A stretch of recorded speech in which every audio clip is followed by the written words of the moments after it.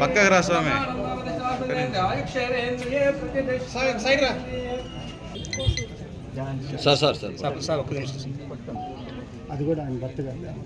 అనుబంధ ఫ్యాక్టరీ వెళ్ళిపోయింది కర్ణాటకకి, ఇంకో ఫ్యాక్టరీ పోయింది తెలంగాణకి. ఇటువంటి ఘనకార్యాలు మీరు చేశారు.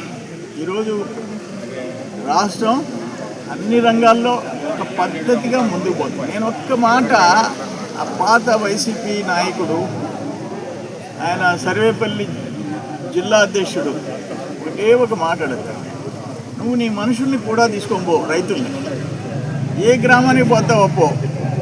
ఈ 2 ఏళ్లలో కాలువలు తోగట్టడం, మరమ్మతులు చేయటం చేశారా? డొంకల్ ఫార్మేషన్ చేశారా? నీ టైంలో చేశారా?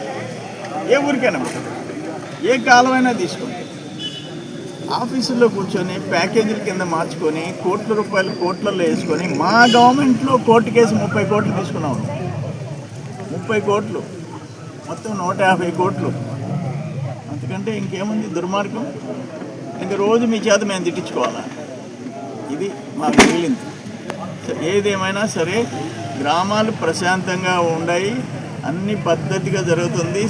కార్యక్రమంలో ఓటర్ల వెరిఫికేషను, చనిపోయిన వాళ్ళకి తీసేయటం, ఓట్లు లేని వాళ్ళకి చేర్పించటం, డబుల్ ఎంట్రీ ఉన్నవి కట్ చేయటము, అన్నీ ఒక పద్ధతి ప్రకారం ఆల్మోస్ట్ 70% డిజిటలైజేషన్ జరిగిపోయింది.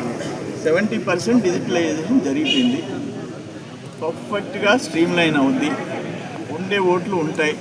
ఒక్కొక్క బూత్లో 70 మంది, 80 మంది, 100 మంది చనిపోయిన వాళ్ళు ఉన్నారు. అవి తీసేస్తారు. బయట పెళ్లి చేసుకుని పోయి తీసేస్తారు. మీ మాదిరిగా ఓడిపోతే ఈవీఎం అంట.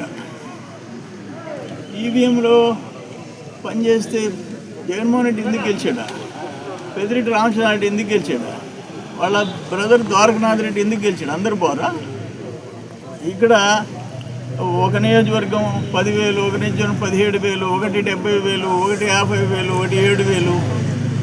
అందరం కుమ్మేమా ఈవీఎంలు? అయితే ఓడిపోతే ఈవీఎంలు సిగ్గు లేకుండా మీరు మీ సోషల్ మీడియా ఈవీఎంతో గెలిచామంట. సిగ్గుండాలా? ఆ సోషల్ మీడియాలో పెట్టే వాళ్ళకి సిగ్గుండాలా? మనుషులైతే అటువంటి పిచ్చి మాటలు మాట్లాడరు. దమ్ము లేని వాళ్ళు మీరు. జనం తరిగి కొట్టారు, 11 సీట్లకు పరిమితం చేశారు.